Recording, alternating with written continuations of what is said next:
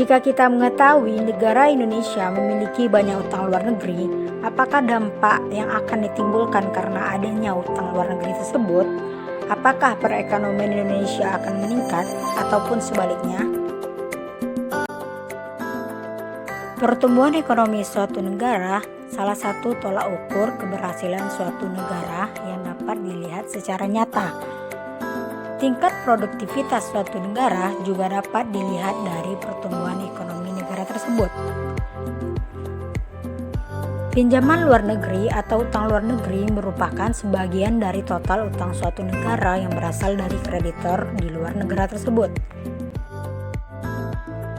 Penerimaan utang luar negeri ini dilakukan oleh pemerintah, perusahaan, bahkan perorangan. Pinjaman luar negeri pada satu sisi dapat menjadi pendukung program pembangunan nasional yang dilakukan oleh pemerintah, sehingga target pertumbuhan ekonomi nasional dan pendapatan per kapita masyarakat dapat meningkat.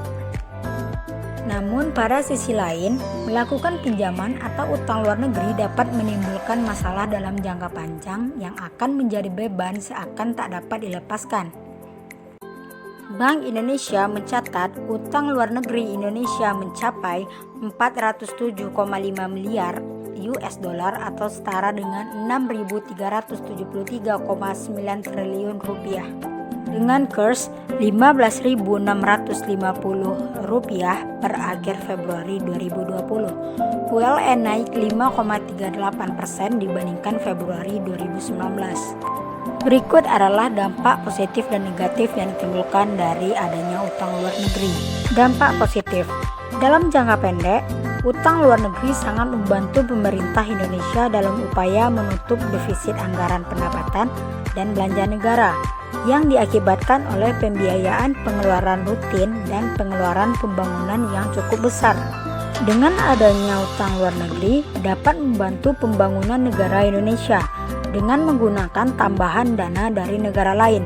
Laju pertumbuhan ekonomi dapat dipacu sesuai dengan target yang telah ditetapkan sebelumnya. Dampak negatif. Dalam jangka panjang, utang luar negeri dapat menimbulkan berbagai macam persoalan ekonomi negara Indonesia. Salah satunya dapat menyebabkan nilai tukar rupiah jatuh atau inflasi. Utang luar negeri dapat memberatkan posisi APBN RI karena utang luar negeri tersebut harus dibayarkan beserta dengan bunganya. Negara akan dicap sebagai negara miskin dan tukang utang karena tidak mampu untuk mengatasi perekonomian negara sendiri.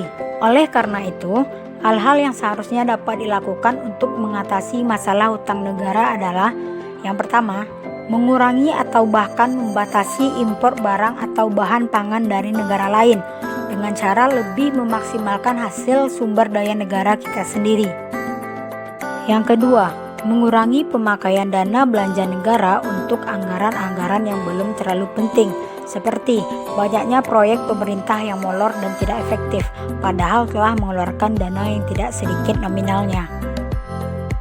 Yang ketiga, meningkatkan pendapatan negara dari penerimaan pajak, memaksimalkan hasil penerimaan sumber daya alam, pendapatan bagian laba BUMN, dan lain-lain. Sekian dari penjelasan materi saya, semoga apa yang saya sampaikan bermanfaat bagi kita semua. Dan jangan lupa like, comment, and subscribe.